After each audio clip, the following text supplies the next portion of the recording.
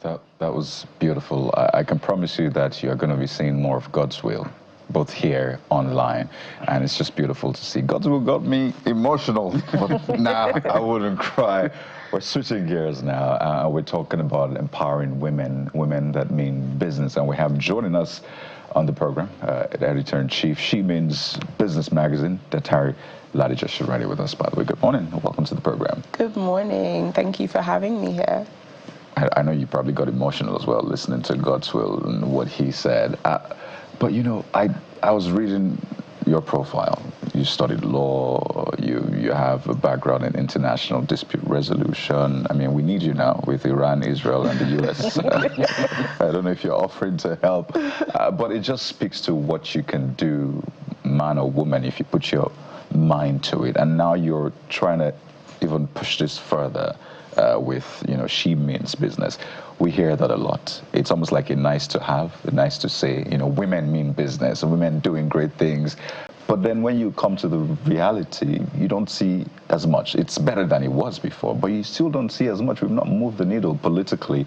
We're still hustling to have reserved seats and all of that.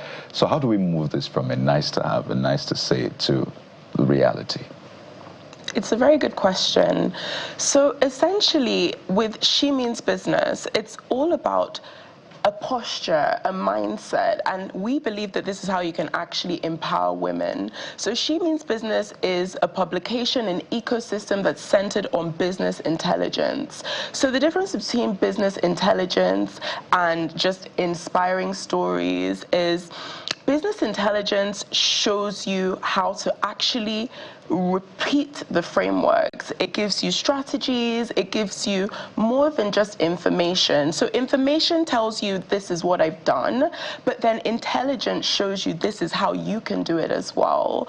I mean, I know that there's definitely still a gender gap. We know that there's a long way to go, but She Means Business also acknowledges the fact that women have come a long way. We're no longer in a position where we are begging for a seat at the table. We are there, although not everybody is there, but there are women that are doing great things. They're raising capital, they're building wealth, they're funding other women. So we need to be able to give them an infrastructure that demands the seriousness that they are encountering in their day-to-day lives, right? Which is why with She Means Business, it's for women to understand that you're ready to take yourself seriously. We are there at the table. There was a recent study that said that 9 in 10 Nigerians now believe that women are ready to lead at the topmost positions in business and in government. So we know that the readiness is there. It's now to prepare people and also to amplify stories of people that haven't been heard, right? Because there's so many women that have been doing great things. We want to make sure that the future generation is also being inspired, empowered, and shown the way, shown what to do.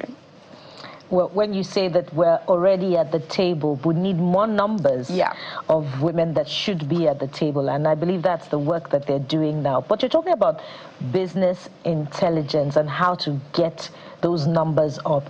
What is the recommendation of She Means Business for women to grow not just the political capital now, but the financial capital to get them on the table? Because when you talk about politics, all of the capital, the war chest that we talk about for the elections that will secure those slots at the National Assembly, they're in the hands of the men. So how do the women get the financial capital? So we realized that, for example, with the reserved seat for women's bill, that hasn't been passed yet. So we realized that politically we're still behind, and there are a lot of women that are championing causes that are really driving that forward. But then there are women like me that are entrepreneurs that can actually support other women, invest in other women's businesses. I think also by telling the real stories about the struggles and the challenges of getting there, people also it becomes more attainable to a woman that wants to prepare herself to actually build and access capital. Now, there is a disproportionate amount of women that cannot access capital in Nigeria, but we're trying to be a part of driving that change. For example, by creating events. So like I said, this is an ecosystem that we're building here. So by creating events where we can connect women to people that actually are looking for businesses, for example, to invest in, and also teaching them how to become investor ready. Because I think preparedness is something that men they've achieved by boardroom conversations, by, casual conversations where they share openly about deals and about how they've done things. Women, we've been taught not to be too much, not to talk about money, and sometimes not to appear to be too ambitious or actually to want to accumulate a lot of wealth. That is changing, and that is the infrastructure that we are creating now to support that change. Women mean business. We want to make money, and we can actually build wealth that can empower other women, so we don't have to wait for the government. I think also there are a lot of women in government that are actually doing great things. Using a media publication that is going to be distributed both in print and digitally in one of the largest national dailies is another way that we can actually showcase that there are women that are doing these things already. Yes, we have a long way to go. We completely acknowledge that. But there are women that have accomplished things, that have paved the road for other women to come behind, and we just want to support that and amplify the voices. So for women who are gearing up for, contests, should that bill scale through, they should look your way for some form of financial support, right? Absolutely. I mean, absolutely. I mean, I plan to continue to learn. So as we're building this platform, no woman is an authority on these things. So as I'm building it in partnership with the Daily, where I'm also learning as well. So absolutely, if I can sponsor a woman, I will. And if I can't, the thing is, with actually empowering someone, it's not always financially. These days, because as you mentioned, I'm a digital strategist, I have an agency myself. So communications is also a form of empowerment. Sharing. A lot of us, we see women doing great things and we're just quiet about it, right? So actually sharing to your networks, creating communities, talking about these things that are happening. So where you cannot support financially, you can support by lending your voice. And that's another thing that we want to encourage women to do in this new digital economy that we find ourselves in. It is my dream to see a Nigerian qualified female president someday in this life. We hope that day will come. But I like to be as realistic as possible. And I can tell you what the encumbrances are. The highest political office has been attained by a woman. I keep referencing Patricia Ete, number 4 citizens, and she left under very controversial circumstances. Then it's been hard to get anybody up to that level. But I want you to talk to us about what women intend to do in what I call public interpersonal skill that men have as an advantage. You see these men who are in politics, they're always in their constituency, sharing rice, doing one from... this is the reality. You need to know where you are, what is ideal and what is the reality. We don't see much women doing as much empowerment as possible. Whether that is right or wrong, we can debate that. I'm saying the selling point, what engenders people towards this politician. So let's look at the numbers. Let's even talk about those that are represented in the Houses of Assembly and the National Assembly. How many women really go to do empowerment in their constituency? That's a question I'm sure you may have an answer. So how do we help women to know that it could be ideal to have this quota system? But whilst we're waiting for that, there are things that men are doing.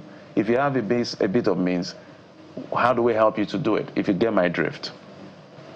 So I think that women have unique characteristics, right, that are different from men. So even though there's some things that men are doing, there are things that we naturally have that are intrinsic to us that we can be doing.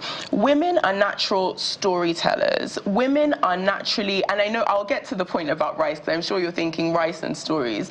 Women are naturally storytellers. Women are natural nurturers, right? So yes, men may be going into communities and sharing rice.